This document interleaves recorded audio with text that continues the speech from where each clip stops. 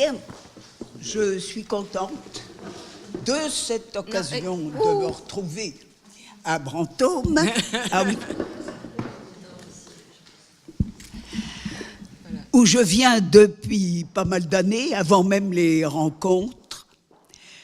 Et je suis contente aussi que la Société des Amis de Brantôme m'ait demandé d'organiser ce colloque pour les célébrations nationales. Et je le suis d'autant plus que j'estime que Brantôme est méconnu et mal connu.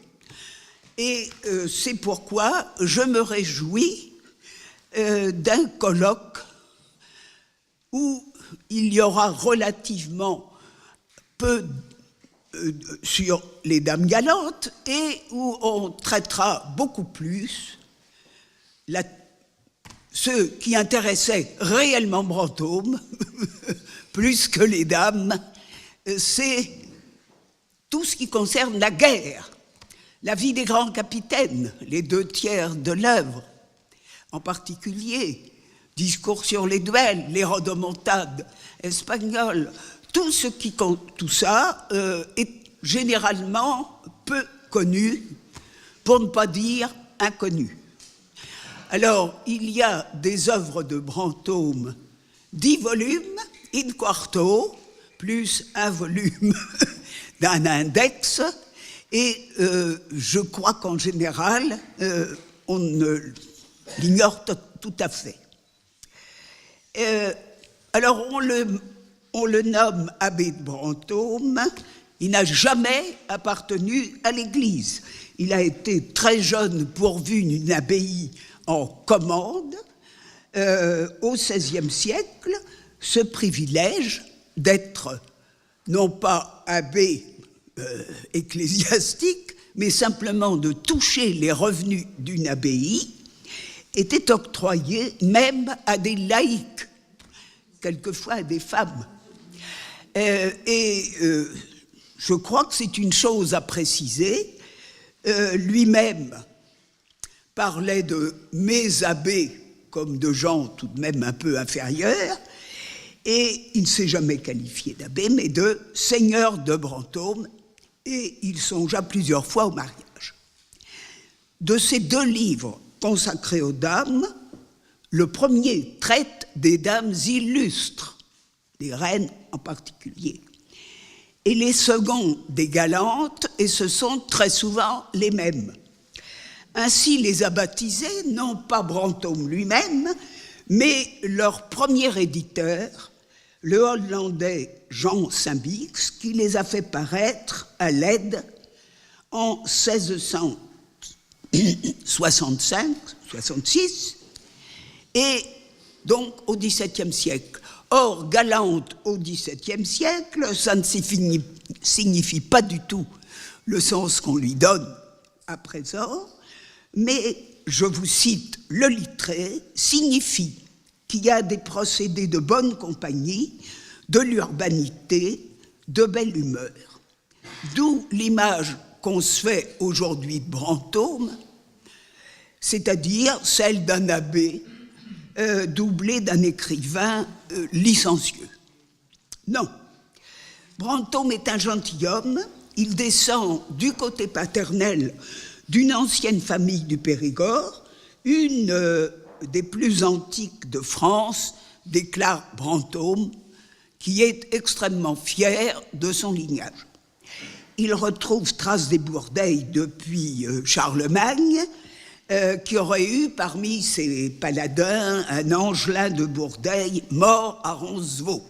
Bon, enfin, généralement, il a de l'imagination et il est arrivé au besoin à trouver des ancêtres un peu discutables, mais dans le trésor, dans les archives de la maison, figure le testament d'Élie de Bourdeilles, mort durant la première croisade, compagnon de Saint-Louis, en Terre Sainte, etc. Bon. Quant à son père, il a suivi les traces de ses ancêtres Il s'est battu pendant les guerres d'Italie, il a été blessé aux côtés de Bayard, il a participé à la bataille de Marignan et il est devenu sénéchal du Périgord. Du côté maternel, sa famille n'a absolument rien à envier au Bourdeil.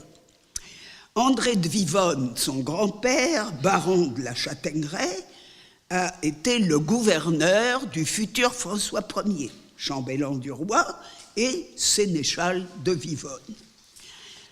Sa seconde femme, Louise de Daillon, fille du gouverneur du Dauphiné, favorite de Louis XI, a été élevée à la cour avec la fille de Louis XI, Anne de Beaujeu, comme sa sœur, celle que Brantôme appelle la tante Dampierre, femme de Claude de Clermont, seigneur de Dampierre.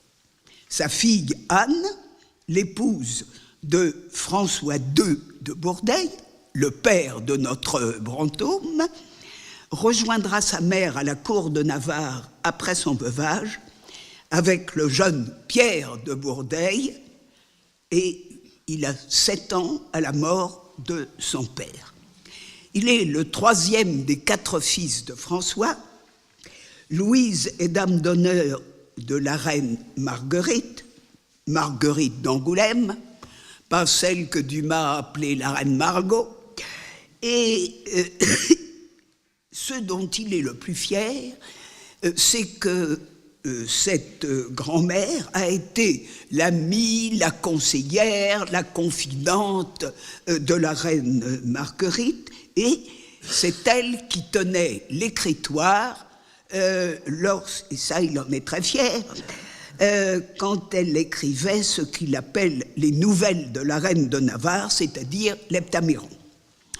Il éprouve pour cette grand-mère remarquable une véritable vénération, et il en allègue sans cesse l'autorité dans ses récits. Il a dû s'entretenir beaucoup avec elle, beaucoup avec la tante, à en juger par l'abondance de renseignements qu'il dit tenir d'elle, et la tante Dampierre, la sœur de cette, c'est-à-dire sa tante à lui, veuve très tôt, elle aussi, élevée à la cour et revenue rejoindre sa sœur à la cour de Marguerite, et c'était, dit-il, un vrai registre de cour. Elle connaissait tout ce qui se passait, et même dans la génération précédente. Elle sera dame d'honneur de la femme d'Henri III. Ces 3 femmes, et j'y insiste parce qu'elles ont eu toutes les 3 une importance très grande sur l'éducation de Brantôme. Elles sont dressées toutes jeunes aux usages de la cour, elles vivent dans la familiarité des grands, elles sont bien au fait de l'actualité, elles sont des observatrices très perspicaces, et elles ont fait naître en lui la fierté du lignage. Ça, Brantôme est toujours épanoui quand il parle de sa famille, l'envie de s'illustrer comme ses ancêtres, l'admiration pour les grands capitaines, mais aussi les talents du causeur et du conteur. Brantôme a reçu une formation intellectuelle assez complète. Il fréquente le collège à Paris, l'université à Poitiers. Ses parents, d'ailleurs, ont estimé qu'il fallait faire élever leurs enfants dans l'amour des lettres. Montaigne, lui, a dit que la noblesse périgourdine détestait les lettres. Mais l'influence de l'humanisme a dû s'exercer sur la famille de Brantôme, car il ne pensait plus, ce qui était habituellement la croyance, en tout cas de cette société aristocratique, c'est que l'étude des lettres a effémine un homme. Un homme n'a pas besoin d'écrire, c'est aucune importance, il faut qu'il sache se battre. Ça, c'était l'idée du Moyen-Âge. Les héros courtois ont toutes les qualités, ils sont beaux, ils sont braves, ils sont généreux, mais on ne précise jamais qu'ils sont érudits, savants. Et le premier en littérature à être un prince qui a les deux savoirs, c'est le Gargantua de Rabelais, à la fois guerrier et redoutable, et en même temps homme parfaitement civilisé. Brantôme prendra encore la défense des lettres contre ce vieux préjugé. Il estime, dit-il, que les armes et les lettres mariées ensemble faisaient un beau lit de noces. L'idéal, c'est donc le prince à la fois lettré et parfaitement au fait des armes. Et il avoue d'ailleurs n'avoir jamais été si jeune, dit-il, que je n'étais toujours fort curieux d'apprendre. Il jouissait de la bibliothèque de l'abbaye, évidemment, mais il possédera une bibliothèque personnelle et il s'en préoccupe dans son testament. Je veux qu'elle demeure chez moi pour perpétuelle mémoire de moi dans un dit cabinet de Richemont. Inutile de dire qu'elle a été dispersée totalement, mais enfin, il s'en était soucié tout de même avant sa mort.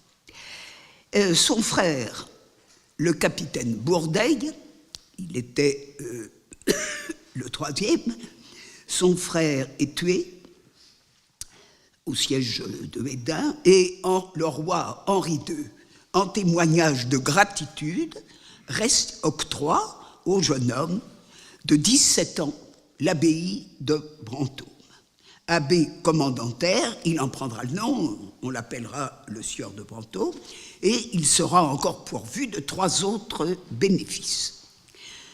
Sa condition de gentilhomme fait des armes sa vocation, comme elle a été celle de son père, celle de ses frères. La vaillance est, par excellence, la vertu de la noblesse, c'est son véritable critère. Le signe distinctif, c'est l'épée. Même un gentilhomme très pauvre possède son épée. Et la guerre, c'est le cadre indispensable à la preuve de sa valeur. La réputation au combat confère la gloire qui doit ouvrir la voie aux charges et aux honneurs. À la supériorité morale donnée par la naissance doit correspondre le rang le plus élevé. Cet idéal chevaleresque, hérité de la féodalité médiévale, Pierre de Bourdeille le fait sien, mais à la fin de sa vie, il consentira à avouer qu'il est dépassé. Les nobles sont les professionnels de la guerre. Brantôme en a le goût, comme il a le goût de l'aventure. À bien des égards, c'est un homme du passé, parce que la guerre n'est pas du tout pour lui une affaire politique, c'est un sport. C'est l'occasion de belles prouesses, de beaux coups d'épée. On estime les vaincus, on les sent sur le même pied. Et c'est ce qu'ont représenté pour lui les guerres d'Italie, ce que Giono a appelé le Far West de cette noblesse, des nobles belliqueux. À défaut de guerre, on pratique le duel. Le duel, en somme, c'est un simulacre de la guerre. Et on a évalué à 1/3 de la noblesse masculine le nombre de gentilshommes tués en duel pendant cette période de guerre de religion.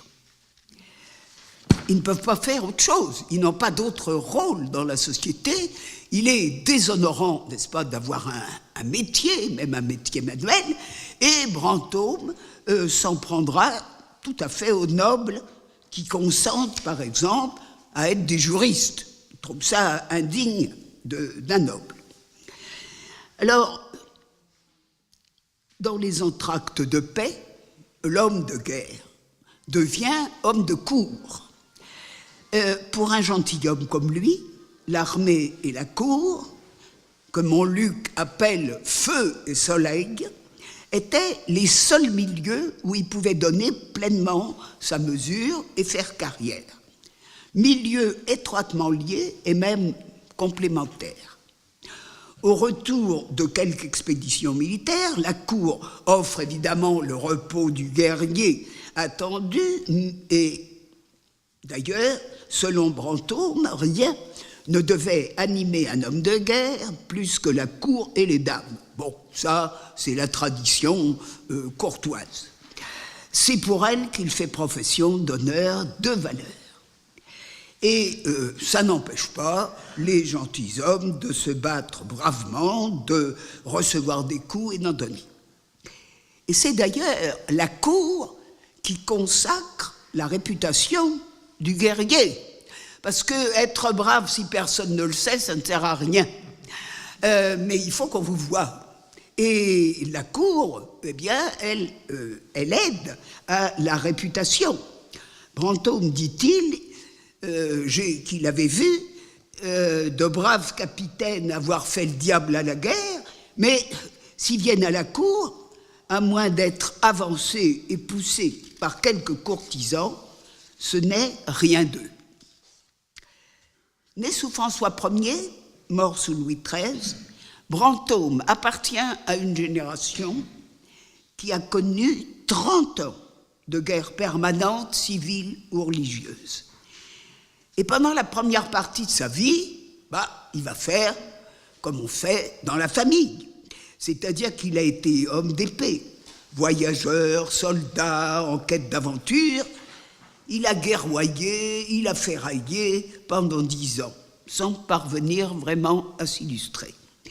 Il parcourt l'Europe, il se rend plusieurs fois en Italie, en Écosse pour accompagner Marie-Histoire, et même en Angleterre à la cour d'Élisabeth, à celle du roi d'Espagne et du Portugal, à Malte, il y va comme croisé, et même au Maroc.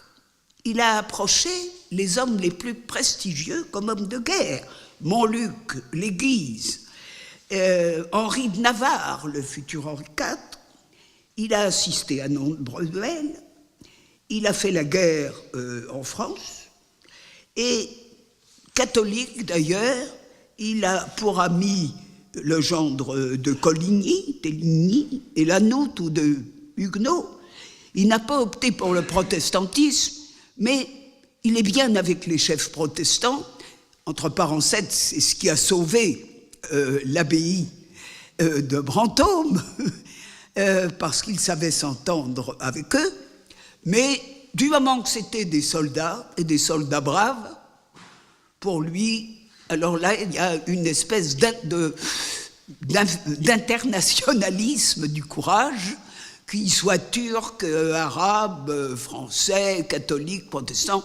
Du moment qu'on est brave à la guerre, il accorde à tout le monde, enfin, son admiration. En 81, rupture avec le roi, on vous en parlera, je ne m'étends pas, il est furieux, il espérait avoir la place de son aîné, et puis l'aîné avait fait un testament en faveur du gendre. Bon. Et Brantôme va renoncer à ce moment-là à la cour, envoyer promener la clé de la chambre du roi, dont il était... Et il fait le bilan de la quarantaine. Un bilan qui n'est pas beau, que d'illusions perdues. Un des biographes de Brantôme m'a dit que rien n'était plus comique que la carrière militaire du pauvre Brantôme. Et le récit de sa vie l'a montré. Occasion manquée, il arrive trop tôt ou trop tard. Est-il prêt à combattre l'ennemi se dérobe. Il part à Malte pour faire la croisade contre les Turcs. Les Turcs sont partis depuis une semaine. Alors il fera un peu de piraterie, et puis ça le tentera même pas mal. Et puis, il est allé en Berbérie conquérir le Pennon du Velay. 10 000 croisés avec 70 galères, triomphe de 60 Turcs naturels. Est-ce qu'on peut appeler ça une belle victoire? Un an après, donc, c'est Malte et il n'est pas mieux loti. Alors, quelques jours après le débarquement des volontaires, il arrive, ils sont partis, ils sont restés là, mais enfin, ils ont été obligés de repartir sans se battre. Et alors, quant aux guerres civiles qui ont opposé des Français contre d'autres Français, des amis comme Brantôme et Lannoy, catholiques protestants, combattaient dans des camps adverses. Ça n'était pas du tout de vraies guerres selon son cœur. Elles ont favorisé des cruautés indignes de vrais gentilshommes, contraires à l'héroïsme chevaleresque, celui des relations, disons, loyales, sinon cordiales, entre vainqueurs et vaincus. Et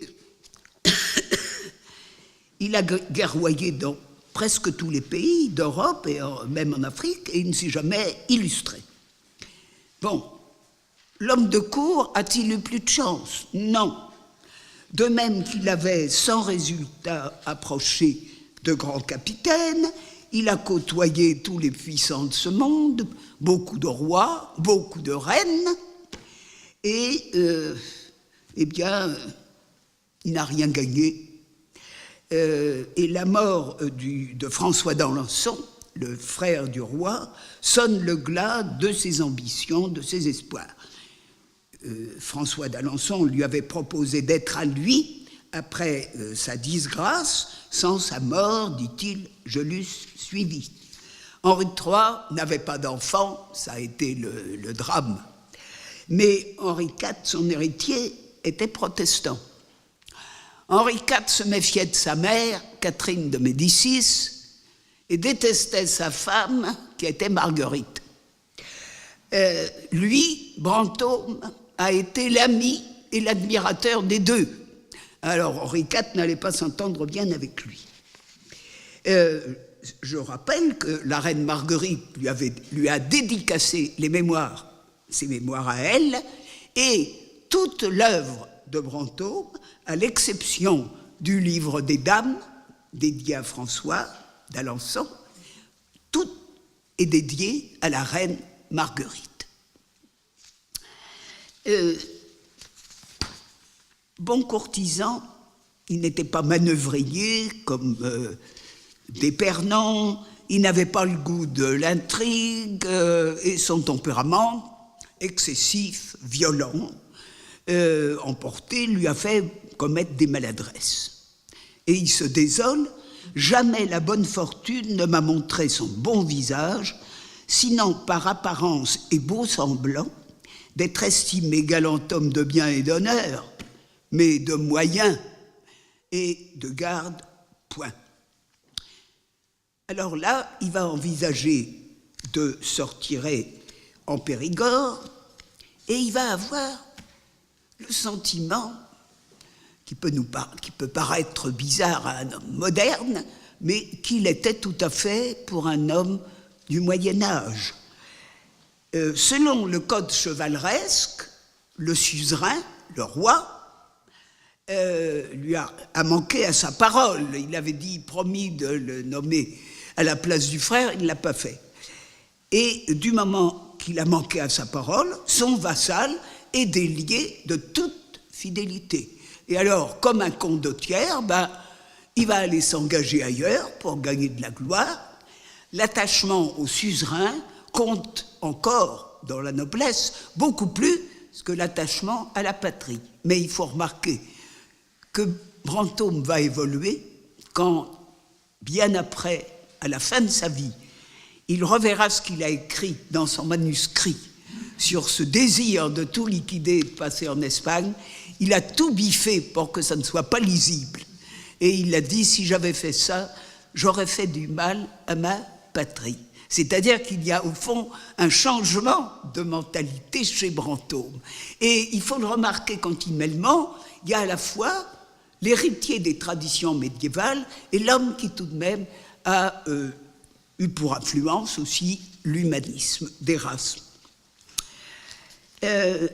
Après avoir écrit le second volume des Dames, Brantôme donc annonçait son intention de se mettre sur les discours sérieux. Tous ses ouvrages, en somme, dédiés à la reine Marguerite. Et il se proposait, dit-il dans sa préface, de faire revue de ma vie passée et de ce que j'y avais vu et appris.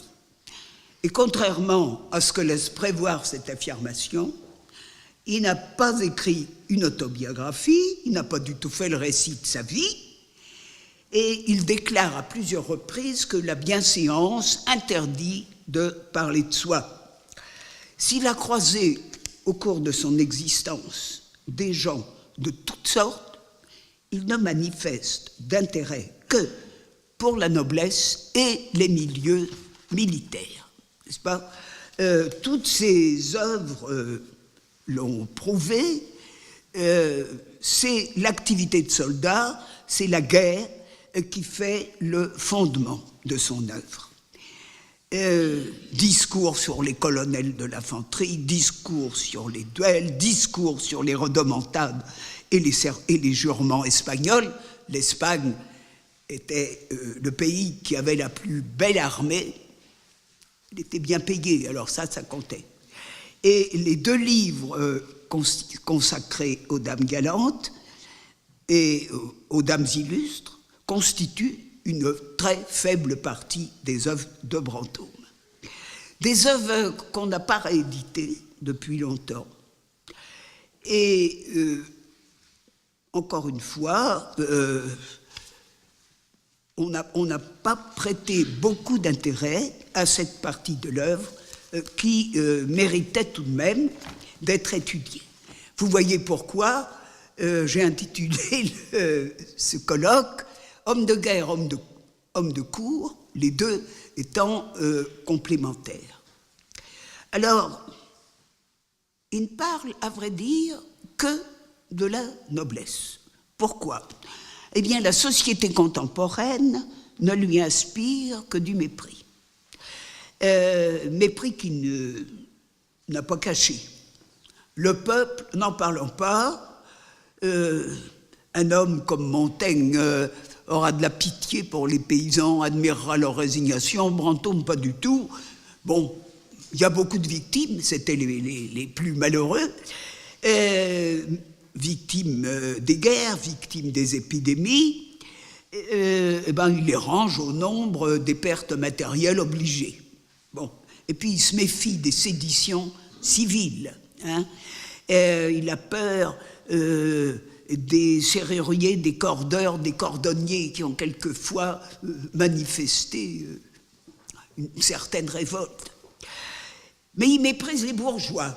Alors là, les bourgeois, les gens de robe, le quatrième État, les juristes, il les déteste. D'abord parce que ce sont des gens qui viennent souvent du peuple, et puis ce sont des gens qui occupent les positions qui devraient être réservées à des nobles. Hein, il dit, un ambassadeur, ça a tout de même plus d'allure quand c'est un gentilhomme qui arrive, l'épée au côté, que quand c'est un quelconque parlementaire.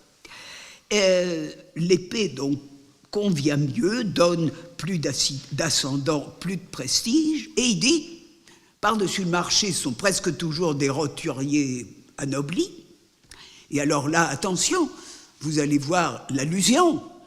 Il y en a un tout à côté de chez lui, d'homme anobli récemment et qui a du succès, c'est Montaigne.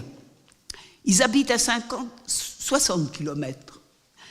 Et apparemment, on dirait qu'ils n'ont eu aucun rapport. Montaigne n'en parle pas. Bon, ça se comprend puisque les œuvres de Brantôme sont posthumes.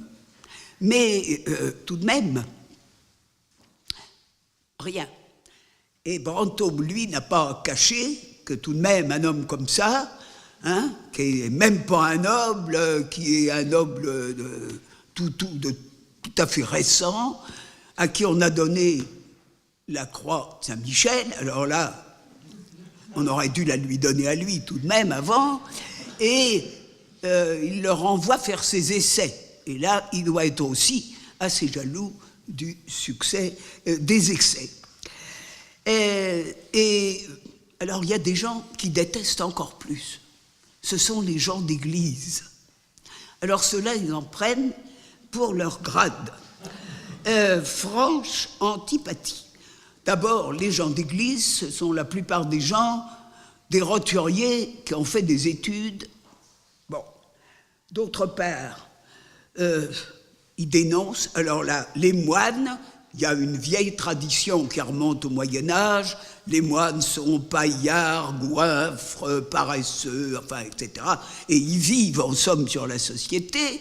Mais alors, lui, il s'en prend pas seulement aux moines, il s'en prend aux évêques. Les évêques, avec leur sérail de putain, dit-il, vous voyez, qui ne cache pas ses expressions, et qui sont... Alors maintenant, ils sont un peu plus hypocrites qu'avant, ils se cachent un peu mieux, mais toujours la même mentalité. Et surtout, ils détestent les prêcheurs. Et il dit, quelle époque, tout le monde prêche, des sermons.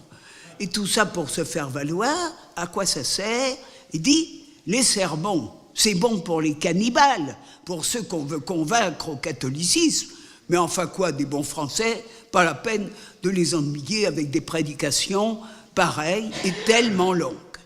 Et là, il répète, je ne suis pas un auditeur de sermons, alors la messe, une fois tous les dimanches, parce que ça entretient quand même, une bonne foi, surtout chez le peuple, c'est utile, mais un bon curé qui vous rafraîchisse la mémoire, et ça suffit. Voilà. Brantôme va écrire, donc il n'est pas un écrivain novice, il s'est essayé à la poésie. Il y a d'ailleurs des poésies, un recueil, d'aucune rime de mes jeunes amours, qui, mon Dieu, il est l'ami de Ronsard, il connaît presque tous les grands poètes de l'époque, aussi les grands écrivains, et il n'a pas osé le mettre dans les œuvres à publier. Mais enfin, c'est de la poésie qui, disons, 2e ou 3e degré, qui n'est pas vraiment méprisable. Et après la rupture avec le roi, il lui arrive alors le dernier malheur, il est renversé par son cheval qui lui écrase les reins, le voilà dans son lit, 4,38, sans pouvoir évidemment songer même à une carrière auprès d'un roi. Et il écrit, il avait quand même écrit, avant cet accident de cheval, les dames qu'on appelle galantes, qui n'a jamais appelé galante. Et où l'on a vu le rapport Kinsey du XVIe siècle, c'est-à-dire une étude de la sexualité masculine et surtout féminine. L'univers des dames, c'est un univers purement aristocratique. Ça se passe entre dames de la haute société. Elles ne sont pas nommées et il estime que du moment qu'on ne donne pas le nom, on peut raconter tout ce qu'on veut avec la belle liberté française. Et il ne se prive pas de dire ce qu'il pense et de raconter des histoires dont il a été témoin. Ce sont les seules, dit-il, les grandes pour lesquelles ma plume vole. Et il explique d'ailleurs dans une page assez comique que, ma foi, c'est intéressant d'enlever à une dame ses dentelles, ses bijoux, sauter une bergère dans l'herbe, aucun intérêt. Et il faut dire que c'est la mentalité générale, et que les devisants de l'Heptaméron, des des gentilshommes très distingués, ont exactement la même mentalité. Hein. L'amour, c'est fait pour la conquête. Hein. La conquête, on la cherche au lit comme au champ de bataille, et on est en général, du côté masculin, plus soucieux du rendement que de la qualité. Du côté féminin, pas moins, parce que les dames se donnent volontiers, mais elles exigent d'être comblées. Hein. Gare aux défaillants s'ils ne sont pas capables de remplir leurs promesses. Alors, évidemment, rapport Kinsey, mais enfin concernant une certaine classe. D'autre part, il n'a pas l'expérience, il a écrit déjà des vers et ses livres. Et puis il garde des tablettes. Les tablettes sont à la mode au XVIe, hein, comme au XXIe.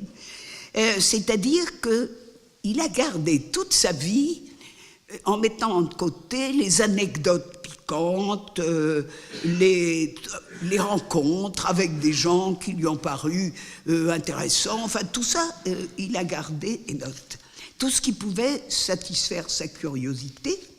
Et ces tablettes lui offrent en somme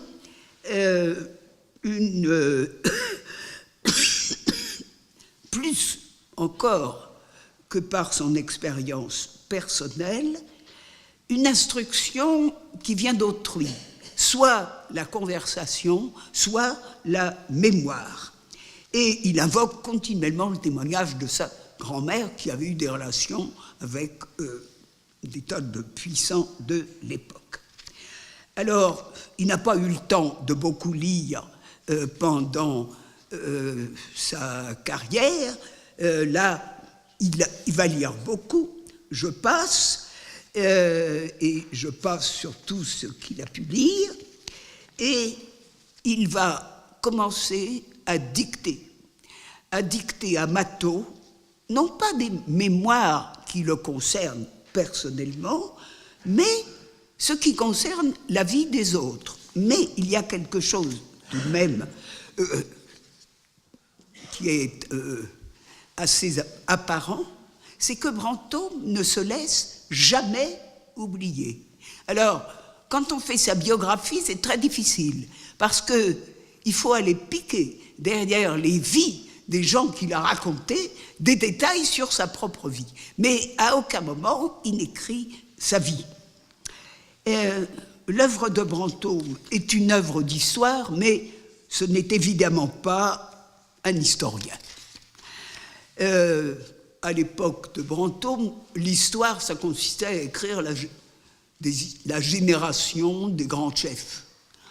Avec l'humanisme, l'histoire va changer, avec Étienne Pasquier, Jean Bodin.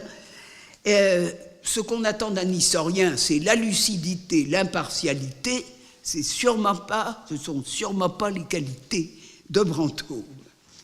Et parallèlement à l'histoire, se développe au XVIe siècle un genre voisin, ambigu, celui des mémoires qui est voué à une extraordinaire fortune.